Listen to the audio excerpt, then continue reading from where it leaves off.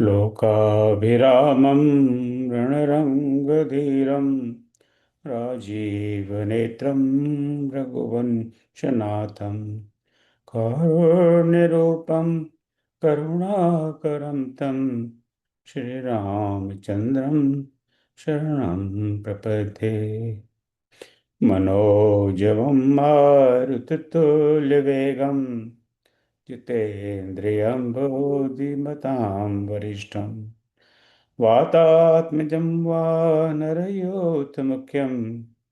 श्रीरामदूतं शरणं प्रपद्ये। श्रीरामदूतं शरणं प्रपद्ये।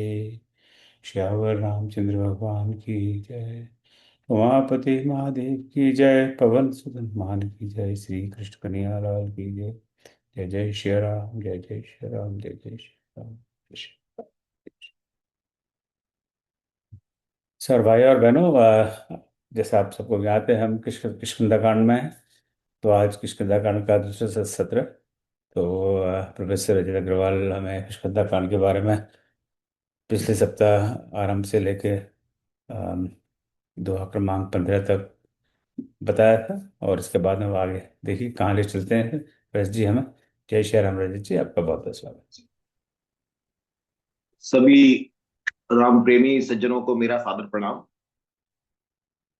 पिछले सप्ताह किष्किंधा कांड की कथा प्रारंभ हुई थी और उस कथा में हमने देखा कि किस प्रकार से रामायण की कथा में एक टर्निंग पॉइंट आया और राम को राम बनाने वाले उनके अनन्य भक्त, अनन्य सेवक हनुमान जी का मिलन किष्किंधा कांड के प्रारंभ के 15 दोहों में, उसके पश्चात बाली सुग्रीव के प्रकरण, जहां पे बाली का वध, सुग्रीव को पुनः राज्याभिषेक कराना, इन सब कथानों के माध्यम से हमारी ये कथा आगे बढ़ रही है। और अब चूंकि सुग्रीव का राज्याभिषेक हो गया है और वर्षा ऋतु का समय है उस समय, तो जो पहले के 15 दोहे थे, उन दोहों के अंतिम हिस्से में वर्षा ऋतु के सौंदर्य का वर्णन गोस्वामी जी ने किया है उन दोहों में। उसके पश्चात कथा आगे बढ़ रही है। हम सब जानते हैं कि वर्षा काल में चातुर्मास मनाया जाता है और इस वजह से सभी गतिविधियां थोड़े से इंतजार के अवसर में है कि ये वर्षा ऋतु का समय निकले। और वर्षा ऋतु के निकलने के पश्चात अब शरद ऋतु का प्रारंभ हो रहा है। और हमारा जो आज की कथानक है, जो कि हम दोहा नंबर 16 से लेकर अंत तक इस कथा को लेकर जाएंगे, उसमें सबसे पहले जो वर्णन आता है वो शरद ऋतु का ही आता है। लेकिन इस जैसा हमने पिछले सत्र में भी पीपीटी के माध्यम से इस कथा को आगे बढ़ाया था, तो आज के सत्र में भी हम अपनी पीपीटी को ही यूज करते हुए दोबारा से आगे चलेंगे और देखते हैं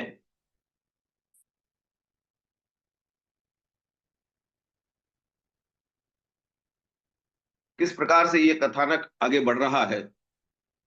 वर्षा ऋतु के पश्चात शरद ऋतु में जहां गोस्वामी जी ने शरद ऋतु के नाना आयामों को बताया है, लेकिन मुझे ऐसा लगता है कि गोस्वामी जी यहाँ पर शरद ऋतु के माध्यम से जो उपमा अलंकार का उन्होंने उपयोग किया है इस पूरे हिस्से में, उस उपमा अलंकार के माध्यम से हमको बहुत सारी दार्शनिक, आध्यात्मिक, लौकिक चीजों से परिचय कराते हैं। जब हम 15वें दोहे के अंत में थे उस समय हमने चर्चा की थी कि जैसे वर्षा ऋतु समाप्त हो रही है, शरद ऋतु का आगमन हो रहा है और उसमें बादलों के मध्य में सूर्य की किस प्रकार से लुका छिपी हो रही है। कभी बादल आ जाते हैं, सूर्य छिप जाता है, कभी बादलों के बीच में से सूर्य चमकने उठ चमक लगता है। यहां पर गोस्वामी जी इस प्रसंग को कुसंग और सुसंग से जोड़ते हैं कि जब हम कुसंग में रहते हैं तो हमारा ज्ञान नष्ट हो जाता है और जब हम अच्छी संगत में रहते हैं तब हमारा ज्ञान पुनः उत्पन्न हो जाता है। तो जिस प्रकार से यदि बादल हमारे ऊपर आ जाएंगे, तो बादल मतलब कि कुसंग हो गया और हमारा ज्ञान नष्ट हो जाता है। और जब हम बादल छट जाते हैं, तो ज्ञान पुनः अपने आप उद्भव हो जाता है और वो सुसंग होता है। तो जीवन में हमें ध्यान रखना चाहिए कि किनके साथ संगतिकरण किया जाए, कहाँ कुसंग है और कहाँ सुसंग है। और कुसंग और सुसंग को वर्षा ऋतु के माध्यम से, और वर्षा ऋतु से जब हम शरद ऋतु में जा रहे हैं, उस माध्यम से गोस्वामी जी ने हमको समझाया है। उसके पश्चात शरद ऋतु के आगमन के संदर्भ में बात आगे बढ़ती है और गोस्वामी जी कहते हैं कि अब जैसे कि पृथ्वी पर जिस प्रकार से एक तरीके से नया वो आ रहा है, पूरा उसका रूप परिवर्तित हो रहा है। और अलग अलग प्रकार से उन्होंने उसको समझाया कि किस तरीके से अगस्त के तारे ने उदय होकर मार्ग के जल को सोख लिया है। फिर पुनः उपमा अलंकार का उपयोग करते हुए कहते हैं, जैसे संतोष लोभ को सोख लेता है। जब हमारे जीवन में संतोष आने लगता है, तो जो लोभ होता है, जो किसी के प्रति आसक्ति होती है, वो संतोष के माध्यम से समाप्त होने लगती है। नदियों और तालाबों के निर्मल जल को भी वो ऐसे बता रहे हैं, जैसे कि जो संतों का हृदय होता है, जिसमें किसी भी प्रकार का मद मोह नहीं होता है। अब इन बातों को हम दोनों तरीके से ले सकते हैं कि संतों का हृदय निर्मल जल की तरह होता है, या जो नदियों और तालाबों का जो निर्मल जल है, वो संतों के हृदय के समान होता है। इस प्रकार से हम इसमें लगातार एक उपमा अलंकार को देखते रहते हैं। आगे और बात कहते हैं कि जिस तरीके से विवेकी पुरुष ममता का त्याग कर देते हैं, उसी तरीके से धीरे धीरे नदी और तालाबों से जल सूख रहा है। जल सूखने का मतलब ये नहीं है कि जल समाप्त हो रहा है। जल सूखने का मतलब यहाँ पर जो है वो ये है कि वो धरती में जा रहा है, और हमारे जो ऊपरी बाह्य आवरण है, ममता का जो आवरण है, वो धीरे धीरे समाप्त हो रहा है। आगे बात कहते हैं कि शरद ऋतु जानकर खंजन पक्षी जो हैं, खंजन पक्षी जहां तक मैं समझ पाया हूं, वो सुंदरता के चंचल नेत्रों के प्रतीक माने जाते हैं। खंजन का शब्द हम उस प्रकार से लेते हैं।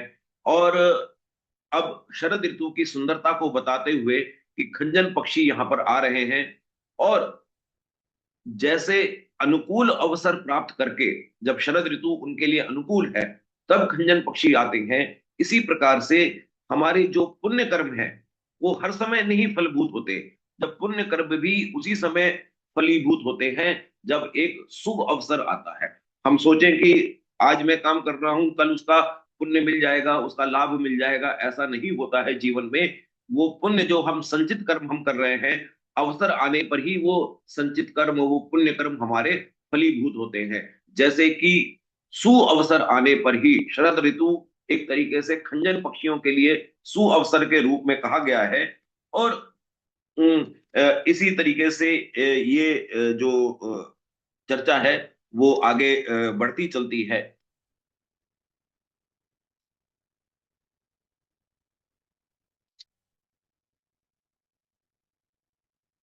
पुनः उपमा अलंकार का उल्लेख करते हुए बहुत सुंदर ज्ञान गोस्वामी जी हमको दे रहे हैं।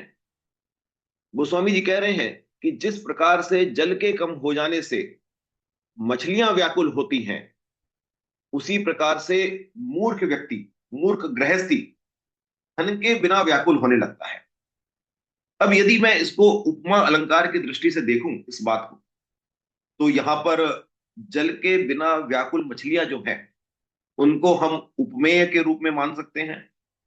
जो धनहीन, अ, धनहीन साधनहीन, जो अबूझ कुटुंबी है, गृहस्थी व्यक्ति है, वो हमारा उपमान है। और जो वाचक शब्द है, वो जिमी अर्थात जैसे, जैसा, ये हमारे वाचक शब्द हैं। तो इसको जो साहित्यिक दृष्टि से इस सब चीजों को देखना चाहते हैं रामचरितमानस में, मुझे लगता है ये वो प्रसंग चल रहा है जहां पर अलंकारिक भाषा का बड़ा अच्छी तरीके से गोस्वामी जी ने प्रयोग किया है। और आगे बात कहते हुए वो लिखते हैं कि बिना बादलों का निर्मल आकाश ऐसा सुशोभित हो रहा है जैसे भगवत भक्त सब आशाओं को छोड़कर सुशोभित होते हैं। यहां पर वो साथ साथ ये भी कहते हैं कि शरद ऋतु में कहीं कहीं हल्की वर्षा भी हो रही है। इस शरद ऋतु की जो छोटी वर्षा है, इसको गोस्वामी जी एक तरीके से ये बताने की कोशिश कर रहे हैं कि कुछ बिरले व्यक्ति ही होते हैं जिनको ईश्वर की भक्ति का वरदान मिल पाता है। सभी लोग उस भक्ति के लाभ नहीं ले पाते हैं। और आगे चल के जब हम इस आज की कक्षा का समापन कर रहे होंगे, तब हम पाएंगे कि इस बात को, भक्ति के बारे में उन्होंने क्या कहा है कि भक्ति कई बार मोक्ष से भी आगे का स्थिति हो जाती है। जो लोग भक्ति में पूरी तरीके से कृपा पात्र हो जाते हैं, उनके लिए मोक्ष पाना सर्वोच्च लक्ष्य नहीं रहता, परंतु वो भक्ति के लिए मोक्ष को भी सेकेंडरी मान बैठते हैं। ऐसा आज के कथानक में हमको आगे मिलेगा। यहाँ एक और बहुत बढ़िया बात गोस्वामी जी ने कही है, और मैं उसको फिर दोबारा से चातुर्मास की तरफ से जोड़ना चाहूंगा। क्योंकि अब शरद ऋतु आ गई है और वर्षा ऋतु समाप्त हो चुकी है, तो उन्होंने कहा कि राजा, तपस्वी, व्यापारी और भिखारी, ये चार प्रकार के लोगों का जिक्र किया वैसे तो उन्होंने, लेकिन मैं ये मानना चाहूंगा कि सभी लोग जो कर्म के सिद्धांत के पुजारी हैं और जिनको अपने कर्म के लिए चलायमान रहना पड़ता है, वो सब लोग अब अलग अलग प्रकार से अलग दिशाओं में निकल पड़ते हैं। और क्योंकि वर्षा ऋतु के समय में वो नहीं जा पा रहे थे, अब वो लोग हर्षित होकर नगर छोड़ के चल दिए। तो इस का जो भावार्थ है इस बात का, वो यही है कि अभी तक जो सब लोग एक स्थान पर बैठे हुए थे वर्षा ऋतु की वजह से, अब वो वर्षा ऋतु समाप्त हुई है। और हम सब जानते हैं कि किस प्रकार से न केवल सनातन धर्म में बल्कि और भी संप्रदायों में चातुर्मास मनाने का एक तरीका होता है। और उसके बाद जो हमारे साधु संत ऋषि मुनि सब लोग अपनी यात्राएं प्रारंभ करते हैं, और उन यात्राओं के माध्यम से वो, चाहे उनका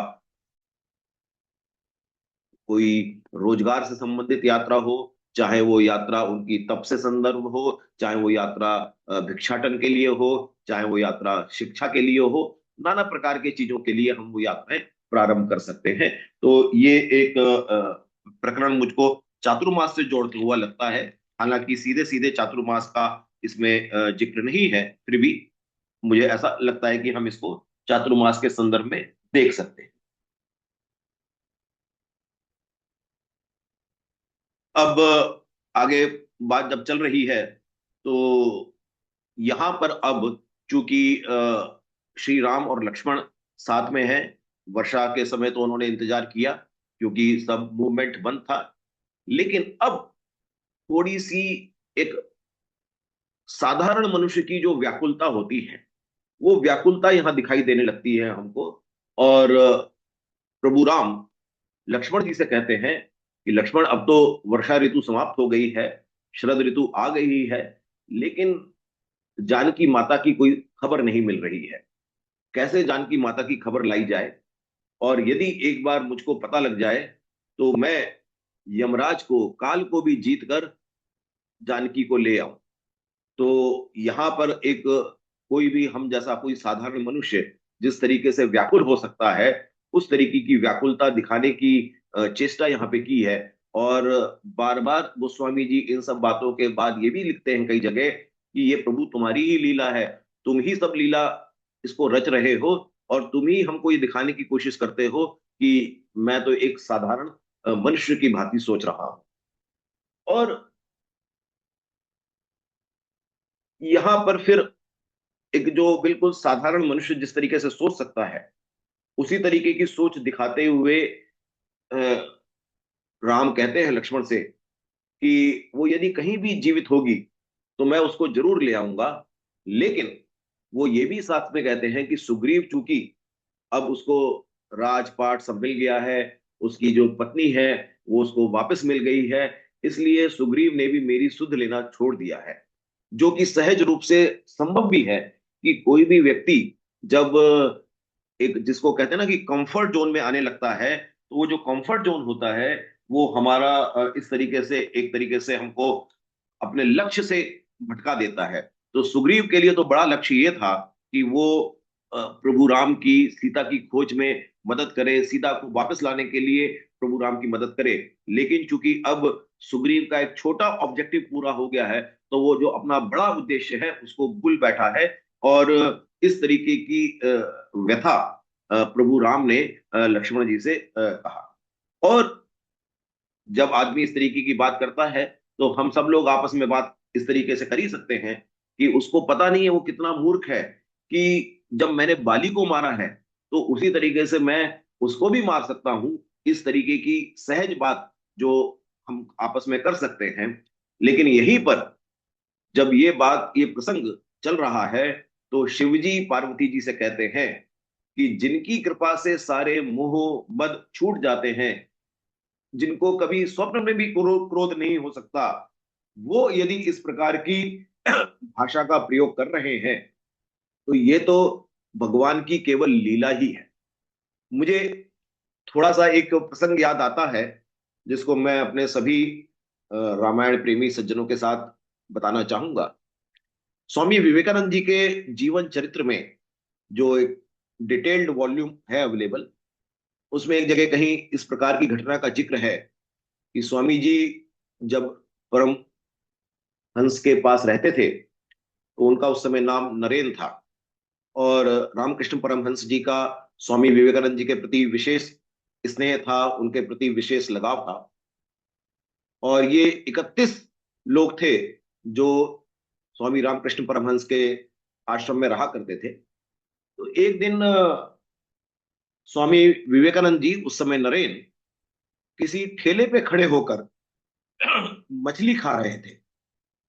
अब उनके किसी साथी ने देख लिया कि नरेन तो मछली खा रहे हैं, तो जाकर उन्होंने तुरंत परमहंस से कहा कि आप तो उसको इतना विशेष मानते हैं और वो तो मछली खा रहे हैं।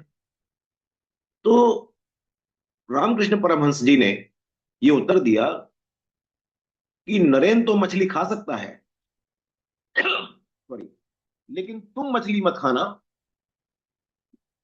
नहीं तो मछली तुमको खा जाएगी। इसका अभिप्राय जो है कि नरेन को तो पता ही नहीं है कि वो क्या खा रहा है, लेकिन अगर तुमको मछली का स्वाद लग गया जीभ को, तो फिर तुम मछली के मुंह में पड़ जाओगे। तो कहने का मतलब ये है कि प्रभु की लीला को समझने के लिए भी एक विशेष दृष्टि चाहिए। और वो दृष्टि केवल शिवजी पार्वती जी के साथ शेयर कर रहे हैं। एक हमारे जैसा जो अज्ञानी व्यक्ति है, उसको तो लगेगा कि क्या प्रभु राम को भी क्रोध आ सकता है, क्या प्रभु राम भी इस तरीके की बात कर सकते हैं कि वो ये कहें कि भाई मैं सुग्रीव को एक ही बाण में मार सकता हूं, गिरा सकता हूं। तो मुझे लगता है कि लीला किस तरीके से रची जाती है, ये इसमें बड़ा अच्छी तरीके से हमको क्लियर हो रहा है।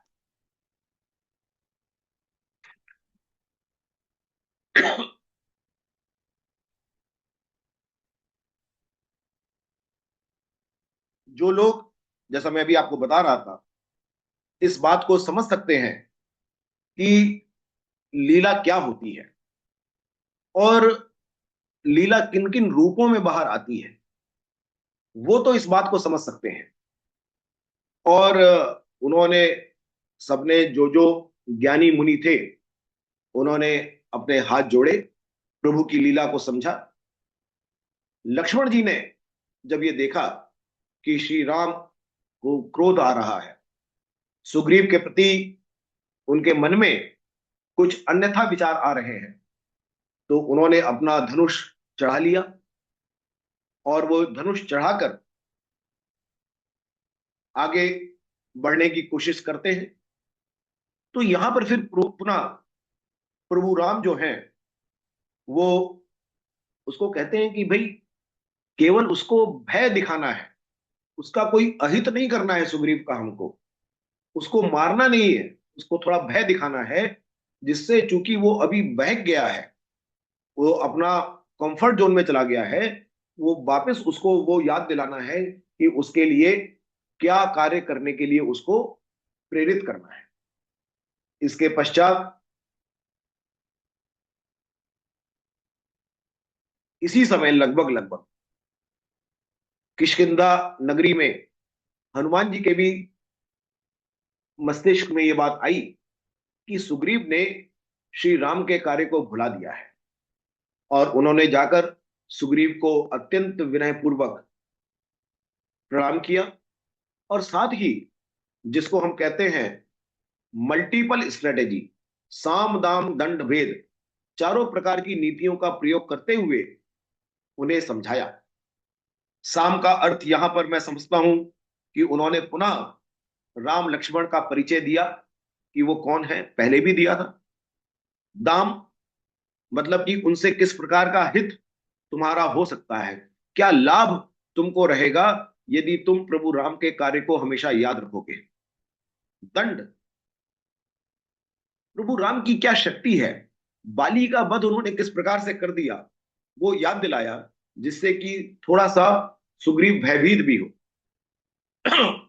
और फिर अंत में भेद की स्थिति, जिससे कि वास्तविकता क्या है, वो वास्तविकता की स्थिति से भी सुग्रीव को परिचित कराया। तो ये जो साम दाम दंड भेद की नीति से हनुमान जी ने सुग्रीव को प्रभु राम के कार्य के लिए पुनः प्रेरित किया। और जैसे ही हनुमान जी ने उनको प्रेरित किया, सुग्रीव ने इस बात का बहुत भय माना, और सुग्रीव ने स्वीकार किया कि विषयों ने, ये जो प्रकार नाना प्रकार की माया थी, मोह था, उसने मेरे ज्ञान को, मेरी बुद्धि को हर लिया। और हे पवन सुत, अब तुम जहां जहां भी वानरों के समूह हैं, झुंड हैं, वहां दूतों को भेजो और अपनी वानर सेना को इकट्ठा करो। और उस वानर सेना को इकट्ठा करने के क्रम के पश्चात एक तरफ जहां ये कार्य प्रारंभ हुआ, उसी समय लक्ष्मण भी नगर में पहुंचे। और लक्ष्मण जब नगर में पहुंचे तो वहां पर लक्ष्मण का रूप देखकर बहुत अ, अच्छी तरीके से लक्ष्मण जी ने सुग्रीव को समझाया। और उसके पश्चात अंगद जो है, सबसे पहले वहां पर लक्ष्मण जी से मिलते हैं। और लक्ष्मण ने अंगद जी ने लक्ष्मण के चरणों में शीश नवाकर प्रणाम किया। लक्ष्मण जी ने अंगद को एक तरीके से अभयदान दिया। और उसके बाद जो आगे का कथानक चलता है कि उनको, लक्ष्मण जी को अपने साथ वो महल में लेकर आते हैं, उनका पूरा आदर सत्कार करते हैं। और लक्ष्मण जी भी सुग्रीव को हाथ पकड़कर, गले लगाकर अपने साथ बैठाते हैं। सुग्रीव इस बात को स्वीकार करते हैं पुनः लक्ष्मण जी के सामने कि विषय के समान कोई और बड़ा नशा नहीं है। विषयों में पढ़कर आदमी ऐसा मदमस्त हो जाता है कि उसके मन में सब चीजें वो भूल जाता है। और उसके पश्चात लक्ष्मण जी को भी एक तरीके से थोड़ा सा कॉन्फिडेंस बिल्डिंग हुआ कि चलिए, सुग्रीव को एक तरीके से पश्चाताप हो रहा है। और धीरे धीरे जो और वानर सेना के लोग हैं वो भी सब वहां इकट्ठे होते हैं। और उसके पश्चात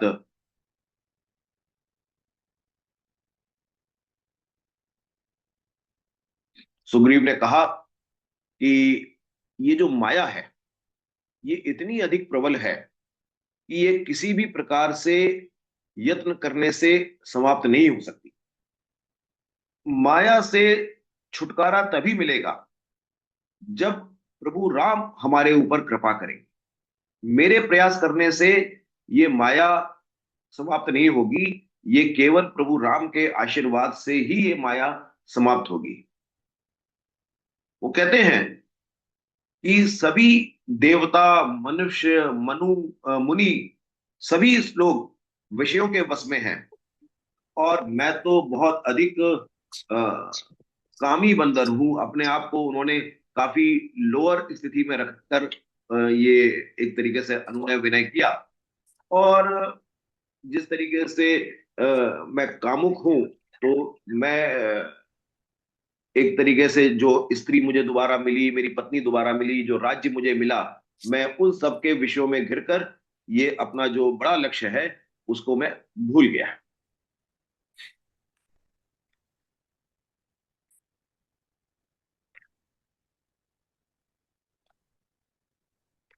प्रभु की इसी को पता चल जाएगा। प्रभु की कृपा को वो बताते हुए आगे बात कहते हैं कि हम सब लोग अपनी तरफ से पूरी कोशिश करते हैं, पूरे साधन जुटाते हैं, नाना प्रकार के यत्न करते हैं, लेकिन उसके बावजूद भी हम लोभ की फांसी में फंसे रहते हैं। जब तक कि प्रभु की कृपा नहीं होती, आपकी कृपा से ही, प्रभु राम की कृपा से ही, ईश्वर की कृपा से ही हम सब लोग मतलब कि जो भी इस बंधन से बाहर आ पाते हैं, वो जब तक कृपा नहीं होगी तब तक उन बंधनों से बाहर नहीं आ सकते। प्रभु राम इन सब बातों को बड़े ध्यान से सुनते हैं और मुस्कुराकर बोलते हैं कि सुग्रीव, तुम तो मुझे भरत के समान प्यारे हो। अब जो हुआ सो हुआ, लेकिन अब पूरा मन लगाकर हमें सीता की खोज का कार्य आगे बढ़ाना है। और उस काम को आगे बढ़ाने के लिए हमें जो जो भी उपाय करना है वो करने की कोशिश करनी चाहिए।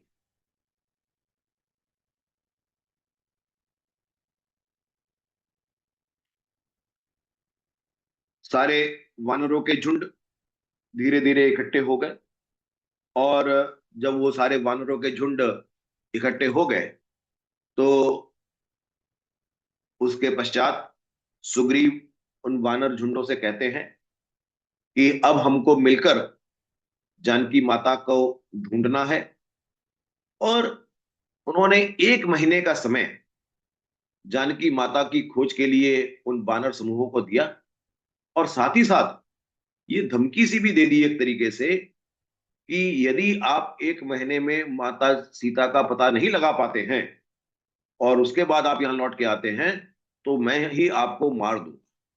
तो थोड़ा सा जैसे धमकाने की दृष्टि से सुग्रीव ने इन सारे वानर समूहों को चेतावनी भी दी कि 1 महीने का समय है, और 1 महीने के बाद यदि आप आओगे तो आपको मुझे मारना ही पड़ेगा।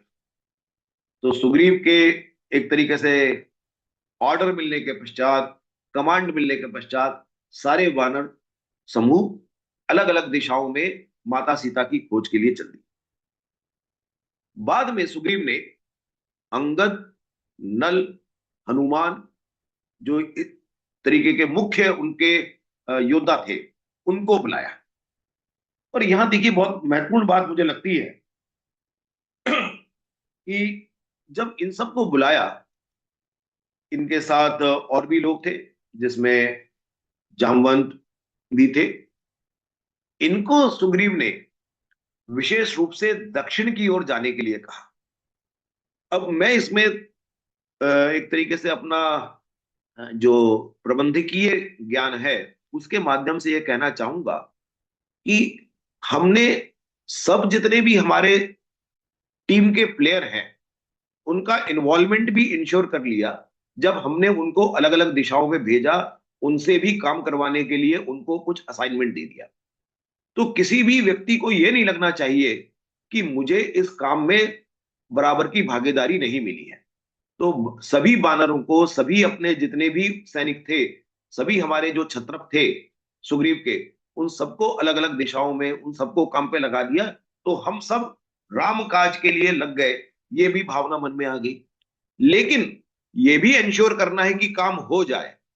तो काम हो जाने के लिए जो मेरे विशेष कमांडर हैं, जो मेरे विशेष मेरी टीम के कैपेबल लोग हैं, मुझे ये भी ध्यान रखना है कि इनको मैं सबसे क्रूशियल इलाके में लगाऊं, जिससे कि मेरा काम हो भी जाए अंत में। तो इसलिए उन्होंने जो अपनी टीम के मुख्य लोग थे, जिसमें कि नील हो गए, अंगद हो गए, हनुमान हो गए, जामवंत हो गए, इन सब लोगों को कहा कि तुम दक्षिण की दिशा में जाओ। इसका अभिप्राय यह है कि सुग्रीव को आभास था कि माता सीता का पता दक्षिण की दिशा में लगेगा, तो इसलिए उनको उन्होंने दक्षिण की दिशा में भेजा।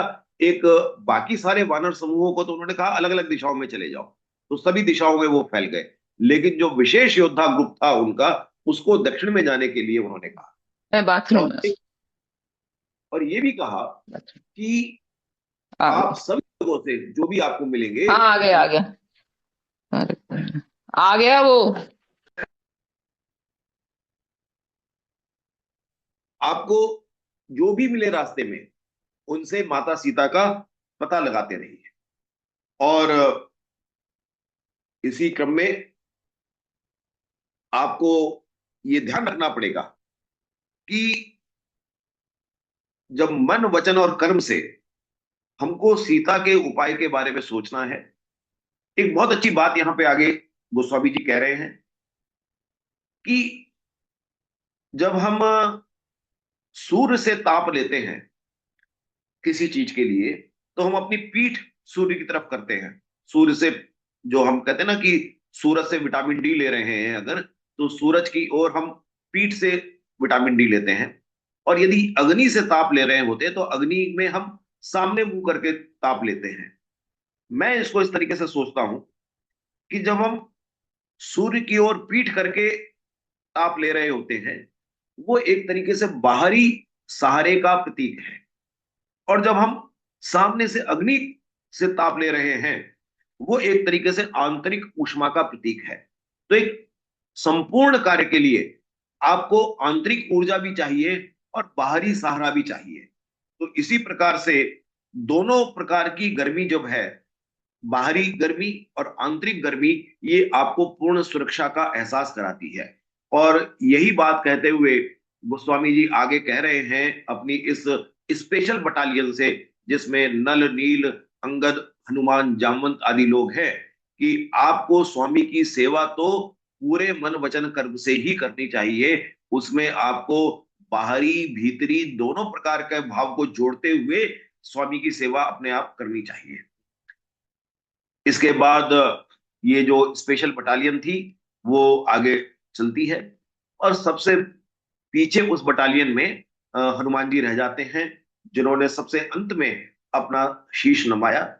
और जब शीश नवा के आगे चल रहे थे, तो प्रभु राम ने उनको अपने पास बुलाया और इसको अपने हाथों से उनके शीश को स्पर्श किया, और अपनी अंगूठी उतार के उन्होंने हनुमान जी को दी, और ये कहा कि आपको सीता मिलेंगी, और सीता का मनोबल आपको बढ़ा के रखना है। आपको मेरे बल के बारे में सीता को बताना है, और मैं किस तरीके से व्याकुल हूं उनके विरह में, इसको भी तुम्हें उनको बताना है। हनुमान जी ने अपने जन्म को सफल समझ लिया कि प्रभु राम ने मुझको इस योग्य समझा कि ये जो निशानी है वो उन्होंने मुझे दी। और ऐसा मानते हुए हनुमान जी अपने हृदय में प्रभु को धारण करते हुए आगे चलने लगे।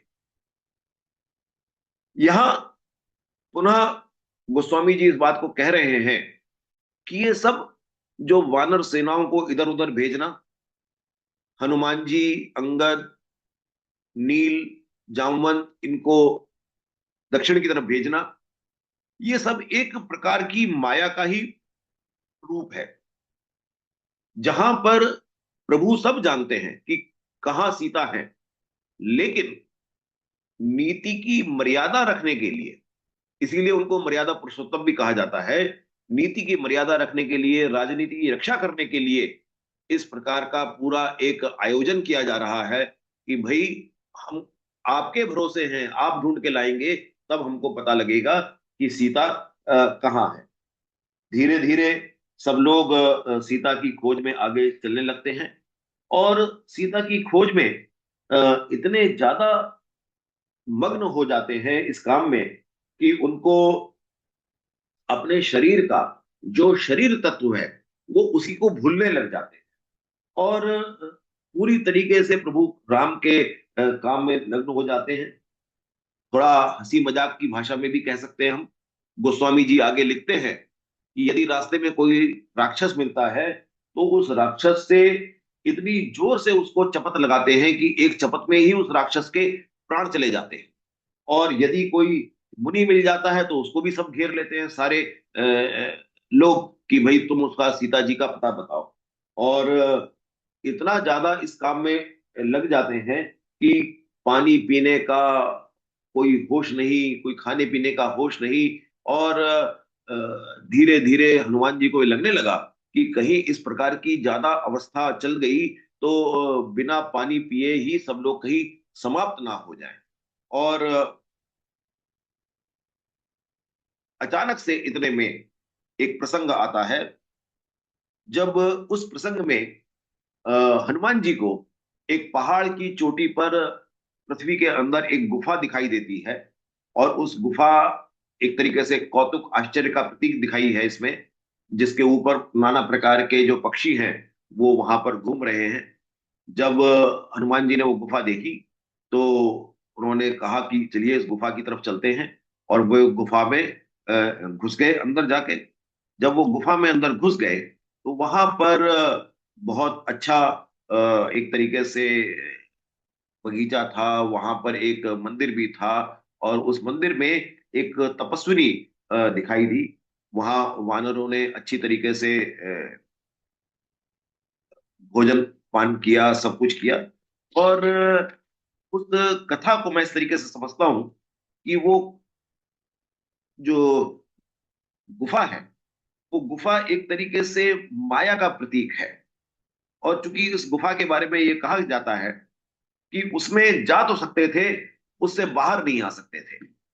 तो वहां जब वो तपस्विनी से उनका वार्तालाप होता है और सारा वृत्तांत सब वो बताते हैं। और उसके पश्चात तपस्विनी ने ये कहा कि तुम लोग आंखें मूंद लो और उसके बाद तुम गुफा से बाहर निकल जाओगे। मेरा ये मानना है कि माया से बाहर निकलने के लिए बुद्धि या बल काम नहीं करता। ये माया से बाहर निकलने का केवल कृपा और साधन से ही संभव है।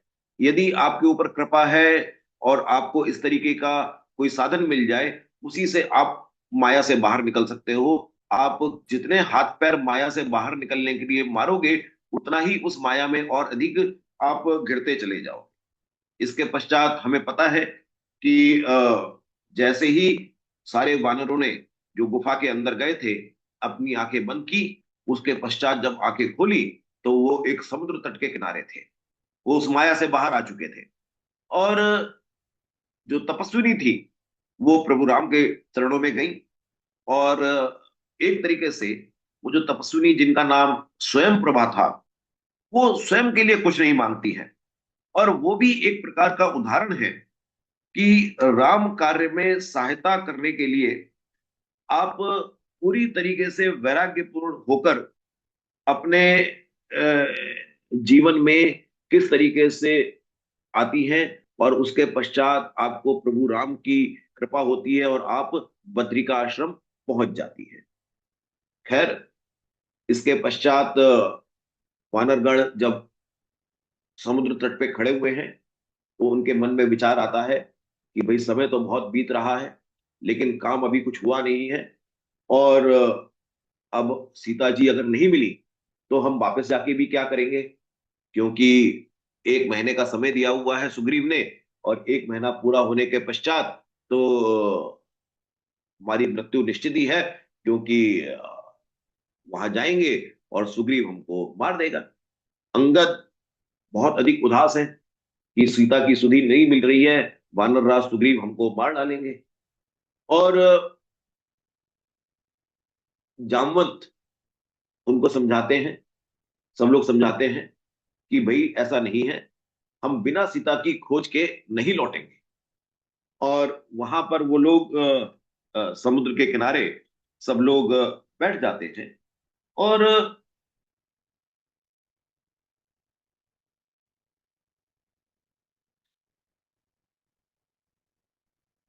ऐसे समय में जब थोड़ा सा माहौल उदासी की तरफ जा रहा था, वहां पर फिर जामवंत चूंकि सबसे वरिष्ठ थे इस ग्रुप में, तो जामवंत जो है एक तरीके से प्रेरणा देते हैं।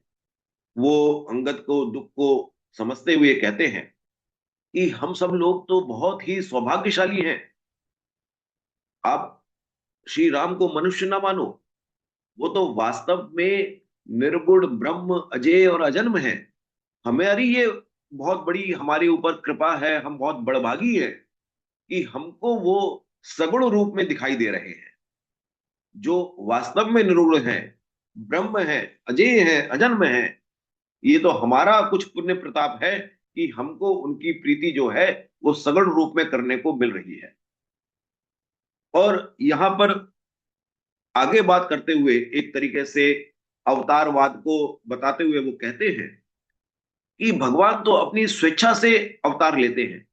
वो कोई कर्म बंधन की वजह से अवतार नहीं ले रहे हैं, वो इस मनुष्य रूप में किसी कर्म के बंधन से नहीं आए हैं, वो तो अपनी स्वेच्छा से अवतार लेते हैं। और आगे बात करते हुए वो कहते हैं, जैसे मैं प्रारंभ में कह रहा था आज की कक्षा में, कि जो सच्चे भक्त हैं वो मोक्ष भी नहीं चाहते। हमारे जो आम लक्ष्य है किसी भी व्यक्ति का, वो होता है मुक्ति, मोक्ष प्राप्त करना एक आम लक्ष्य है। पर जो सगुण भक्ति वाले लोग हैं, वो ये कहते हैं कि हमें मुक्ति नहीं, प्रभु का साथ चाहिए। उनके लिए तो प्रभु, उसके संबंध जो है वो मुक्ति से भी आगे है। तो इस प्रकार की बात जो है मुझे दोहा नंबर 26 में नजर आती है कि किस प्रकार से प्रभु का साथ, प्रभु की भक्ति को कुछ लोग मोक्ष से भी आगे मानते हैं। ऐसा उपदेश जामवंत यहां पर सबको देते हैं। इसके पश्चात जब जामवंत इस प्रकार की बातें कर रहे थे, तो पास में कोई गुफा थी, और उस गुफा में से संपाति निकल के आते हैं। संपाति का प्रसंग यहां पर आता है। संपाति हम सब जानते हैं कि जटायु के बड़े भाई थे। और संपाति जब इस प्रकार की बात कर रहे हैं, तो उन्होंने बाहर देखा कि अरे वाह, बहुत सारे वानर समूह बैठा हुआ है।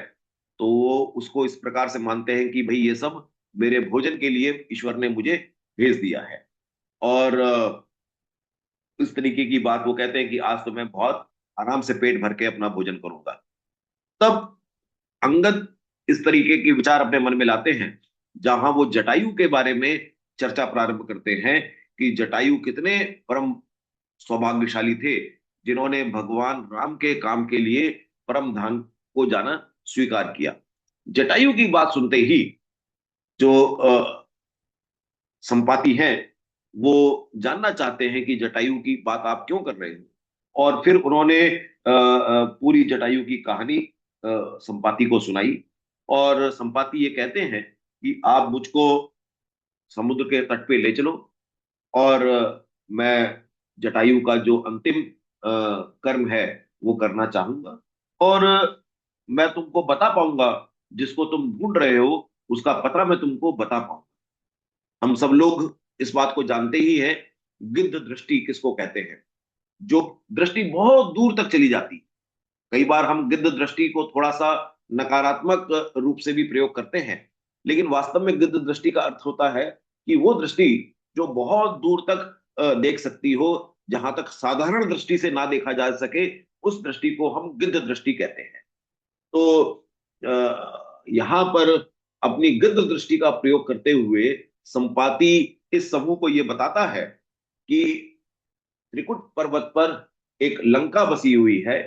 वहां पर एक निडर स्वभाव का शासक रावण रहता है।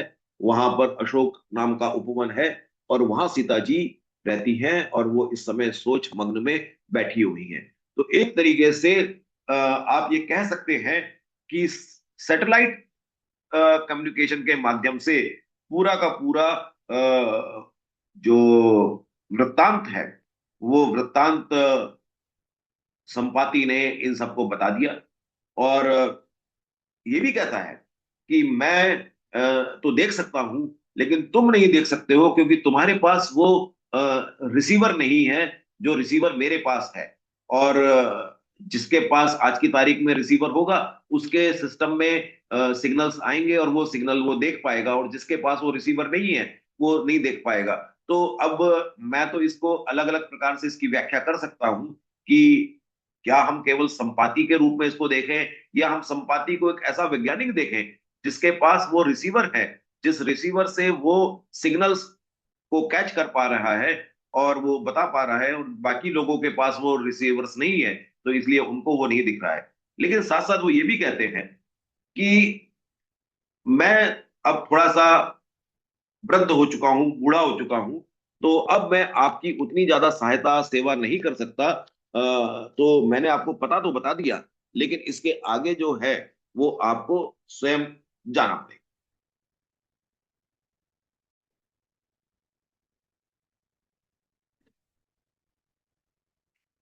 उसके पश्चात जब ये पूरी घटना हो गई, तो अब इनके मध्य में जो संपाति है, चूंकि उसको हम सबको पता है कि वो जो कहानी कि किस प्रकार से संपाति और जटायु जो है वो जाते हैं आसमान में उड़ने के लिए, और वहां पर उनके पंख जल जाते हैं सूर्य के तेज के माध्यम से। तो यहाँ पे अब प्रभु राम की कृपा से संपाति के वो पंख जो हैं वो दोबारा आने शुरू हो जाते हैं। तो वो इस बात को महसूस कर पाता है कि मेरे ऊपर प्रभु राम की कृपा हो रही है। और अब अ, ये जो पूरी टीम ढूंढने के लिए गई थी माता सीता को, अब ये इस विचार में बैठी हुई है कि कौन व्यक्ति हम में से समुद्र पार करके माता सीता का पता लाएगा, माता सीता से मिलेगा।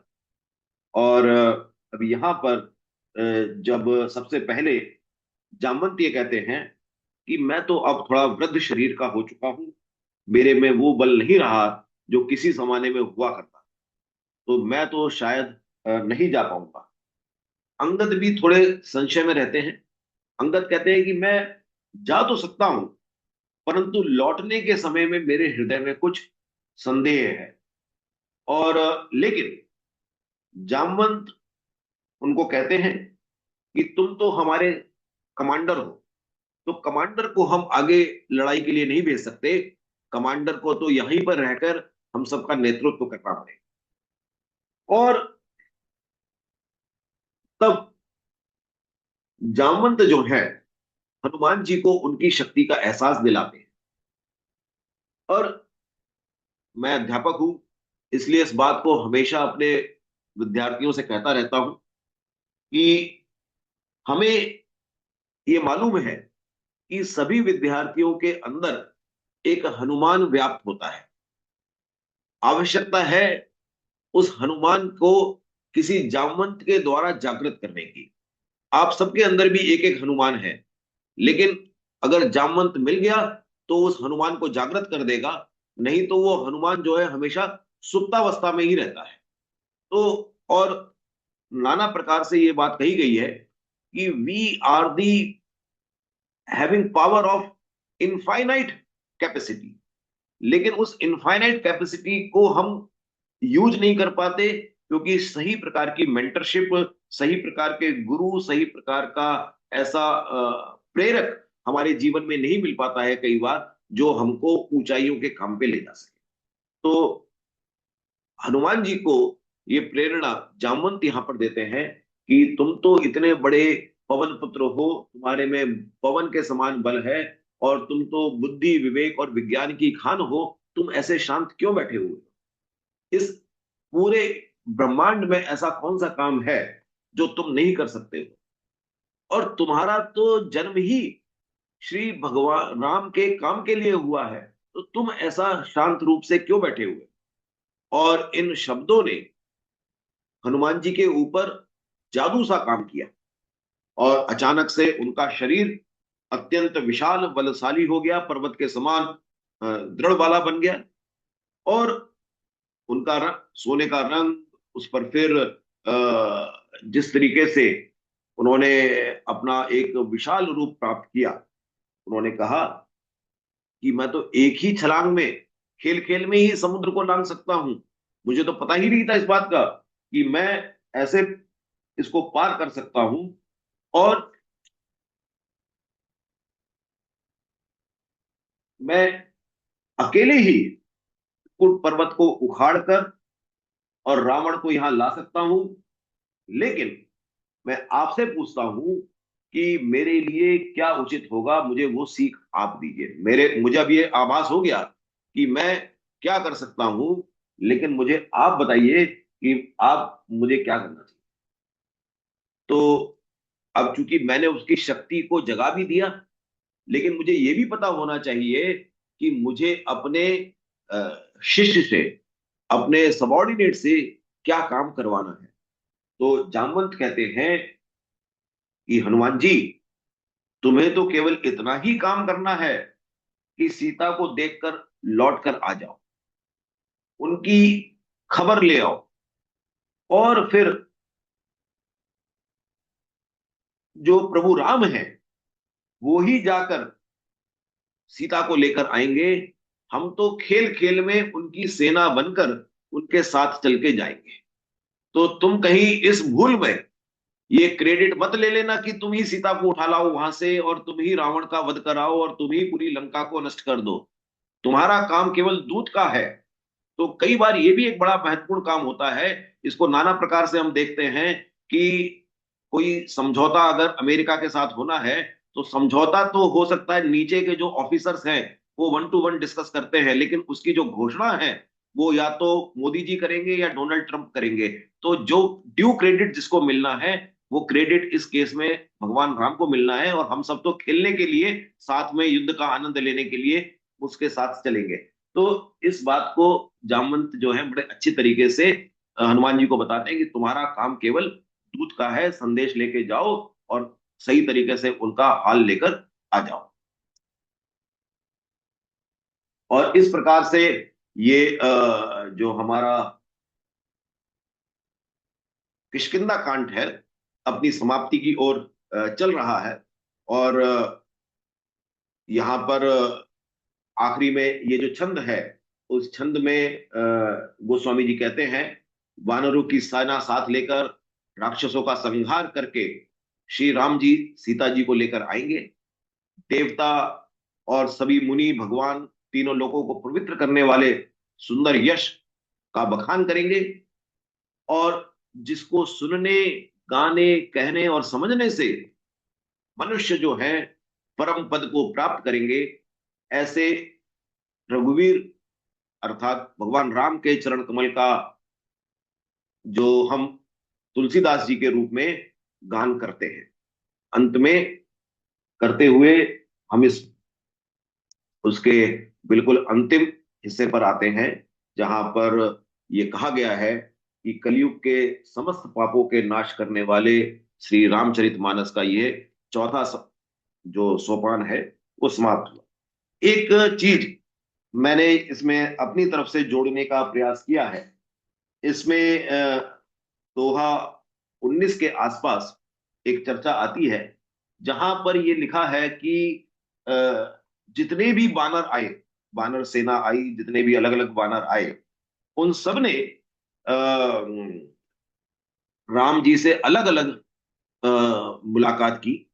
और मैं उसको इस प्रकार से देखता हूं, जहां पर राम जी से उन्होंने अलग अलग प्रकार से मुलाकात की, कि क्या ये अगर आज के युग की हम बात करें, तो ये क्या कोई मेटावर्स जैसी चीज तो नहीं थी, जहां पर हम एक ही साथ नाना प्रकार की चीजों को एक साथ हैंडल कर सकते हैं, और एक ही समय में एक व्यक्ति अलग अलग जगह दिखाई दे सकता है। तो जब मैं एक ही साथ बहुत सारे लोगों से मिल रहा हूं, तो वो मुझे लगता है कि कुछ मेटावर्स जैसी टेक्नोलॉजी भी उस समय में रही होगी, और उसके माध्यम से प्रभु राम एक साथ उतने सारे असंख्य वानर सेनाओं से मिल रहे थे। तो ऐसा मेरा अपने मन में एक विचार आया। मुझे नहीं पता कि इस बात को वैज्ञानिक रूप से कितना स्वीकार किया जा सकता है, लेकिन ऐसा मैं सोचता हूँ कि शायद ये उसकी कोई एक छवि रही होगी। तो इस प्रकार से ये जो हमारा किष्किंधा कांड है, जहां पर हम इस पूरे प्रकरण को यहाँ तक ले गए कि किस तरीके से हनुमान जी का मिलन हुआ, किस तरीके से सुग्रीव ने दोबारा अपना राज्य प्राप्त किया, किस प्रकार से सीता माता की खोज के लिए पूरी वानर सेना आगे निकली। और उस खोज में जो मुझे ऐसा महत्वपूर्ण हिस्सा लगता है कि बीच बीच में माया का रूप आता रहा, और उस माया के रूप को कैसे हमें हमारे बस में नहीं है कि उस माया से पार पाया जा सके। जब तक कि हमारा एक हम पर प्रभु राम की कृपा ना हो, तभी हम उस माया से आगे निकल सकते हैं। और उसके पश्चात जो इस कांड का जो अंतिम हिस्सा है, जहां पर हमारी जो सोई हुई शक्तियां हैं, उनको जगाने के लिए हमको किस प्रकार से जामवंत की आवश्यकता हो सकती है। वो जामवंत कोई भी हो सकता है, वो हमारे माता पिता हो सकते हैं, वो हमारे गुरुजन हो सकते हैं, वो हमारा कोई बड़ा भाई हो सकता है, या हमारा कोई और मित्र भी हमारा जामवंत हो सकता है। तो उस प्रकार के जामवंतों की बहुत आवश्यकता है समाज में, जिस जो हमारे सोए हुए पोटेंशियल को हमारे को जगा सके। इस प्रकार से ये एक छोटा सा कांड था 30 दोहों का, जिसकी आज हमने तीसरी की है। इसके साथ ही हमारी कक्षा आज समाप्त होती है। बहुत बहुत धन्यवाद। बहुत अच्छा रजत जी, मुझे वो बात आपकी बहुत अच्छी लगी कि हर एक जो है बहुत हनुमान की बढ़िया, तरह होते हाँ। हैं और जाम्बवंत की आवश्यकता होती है जगाने की। बहुत सुंदर। तो हम सभी, हाँ, ऐसी ऐसे ही न्यूनता से पलते हैं और जाम्बवंत से हम लोग बहुत जागृत होते सुंदर। हैं। बहुत सुंदर आपका बहुत सुंदर। रूपक। बहुत सुंदर, बहुत जी। बहुत अच्छी व्याख्या, बहुत सुंदर। बहुत बढ़िया। हाँ, रजत जी। तो आज रजत जी ने दो सत्र में किष्किंधा कांड की पूरी चर्चा की। आप सबने सुना है, बिल्कुल समय से आरंभ, समय से समाप्त, और सब मुख्य मुख्य बिंदुओं पर बड़े सटीक व्याख्या। सो बहुत बहुत धन्यवाद रजत आपको। अ, अब आगे तो अब हनुमान जी तो जाने को तैयार हैं, पर वो गए नहीं अभी। तो गए अभी नहीं अभी है। आराम है, 2-4 दिन, उसके बाद में जाएंगे ऐसा लग रहा है। तो अगले शनिवार को हम पता लगाते हैं कि हनुमान जी जा रहे हैं कि वहीं के वहीं वो भी माइंड चेंज कर लेंगे कि छोड़ो ये क्या जबरदस्ती में पढ़ना। तो शनिवार को फिर मिलते हैं और सुंदरकांड में प्रवेश करेंगे। तो सुंदरकांड में हमें डॉक्टर कामेश्वरी जी ले जाएंगी। तो सुंदरकांड के 3 सेशन है। तो अगले 3 सेशन या सत्र में कामेश्वरी जी सुंदरकांड से हमें परिचित कराएंगे। अ, अरण्यकांड, किष्किंधा कांड और सुंदरकांड समाप्त होने के बाद में फिर हमारी सत्र परीक्षा होगी, राइट। तो अब हम लोग करीब करीब 4 सप्ताह हैं उसको। तो अरण्यकांड, किष्किंधा कांड और सुंदरकांड पे will have that mid term exam. Format वही होगा जो बालकांड का एग्जाम का था, अयोध्या कांड के एग्जाम का था। तो बस हम सब लोग जरा पढ़ना शुरू कर दें, अध्ययन शुरू कर दें, और we should be ready for that. परसों पहला शनिवार है महीने का, फरवरी का। तो उस दिन विष्णु सहस्त्रनाम का पाठ होगा। और उसके बाद में विष्णु सहस्त्रनाम के, भगवान विष्णु के जो सहस्त्र नाम है, उनके कुछ नामों की चर्चा आदरणीय डॉक्टर राजारानी शर्मा जी करेंगी। पर वो 9 बजे वो होगा, वो आप जानते ही हैं। पर उसके पहले 1 घंटे पहले हमारे जो मासिक क्विज है, कंपटीशन वाला, कौन बनेगा राम भक्त, उस क्विज। आप सब तैयार हैं, मुझे पता है, बड़ी मेहनत कर रहे हैं पूरे महीने से। बहुत से लोग बस बहुत सारी नोट्स वोट्स बना रहे हैं, तो बहुत आनंद की बात है। बाजार में सुना है मैंने, गैस पेपर वगैरह भी मिलने लग गए हैं, और कुछ लोग बाजार गैस पेपर वगैरह भी खरीद रहे हैं। तो आप तैयार रहिए, क्विज तैयार है। उसकी लिंक मैं ऑलरेडी डाल चुका हूँ, पर आप खोल नहीं पाएंगे। खुलेगा तो उसी समय। तो you are ready for that. I think Uttarkand दोहा क्रमांक 45 से 90 तक उसका सिलेबस है। So please be ready, join on time. और एक बहुत सामान्य सी बात है, कई मित्रों ने पिछली बार, कई बार, हमेशा हो रहा है ये, कुछ लोग कहते हैं अगर हमारे इसको हमको स्कोर ही नहीं मिला, और उसके कई कारण हैं, पर एक कारण ये है हमें ईमेल ही नहीं मिला। तो उसका एक कारण ये है कि कुछ लोग क्विज तो पूरी कर देते हैं, पर सबमिट का बटन दबाना भूल जाते हैं जल्दबाजी में। और इस इवन इस डिप्लोमा कोर्स के क्विज में भी हो रहा है। तो ये वो ऐसी वाली बात हुई कि जैसे पुराने ज़माने हम लोग चिट्ठियाँ लिखते थे अपने गर्लफ्रेंड बॉयफ्रेंड को। यार हमारे पुराने ज़माने में गर्लफ्रेंड बॉयफ्रेंड होती ही नहीं थी। तो चिट्ठी लिखी, आपने चिट्ठी लिखी बहुत बढ़िया सी, और आपने दे दी अपने भाई को कि बेटा भैया डाल देना, और भैया ले गया, उसने डाली नहीं चिट्ठी, तो वहाँ तो मिलेगी ही नहीं। तो ऐसी वाली बात है, अगर आपने सबमिट नहीं किया इसका मतलब आपने चिट्ठी डाली नहीं, तो वो मिलेगी। तो उसका थोड़ा सा ध्यान रखें, इतनी मेहनत करते हैं आप और एंड में वो सबमिट बटन दबाना भूल जाते हैं, तो फिर वो सबमिट ही नहीं होगा, फिर हमारे पास वो आता ही नहीं। So just keep that in mind, छोटी सी बात है। और अगले सप्ताह तो बाबा महादेव महाशिवरात्रि है, तो उसमें विशेष कार्यक्रम है। पार्वती मंगल का थोड़ा सा पाठ करेंगे हम, गायन करेंगे, आशा जी करेंगे गायन, और विश्व और रुद्राष्टक का भी थोड़ा पाठ करेंगे, और उसके बाद में हम भगवान शिव के बारे में कुछ चर्चाएं होंगी। तो ये मेरी छोटी मोटी अनाउंसमेंट्स थी। अब आपका कोई प्रश्न हो तो पता है मेरे लिए, कोई प्रश्न नहीं? ये क्लास ठीक ठाक चल रहा है? कोई सुझाव आपका? सभी शांत बैठे हुए हैं। चलिए, बहुत अच्छा।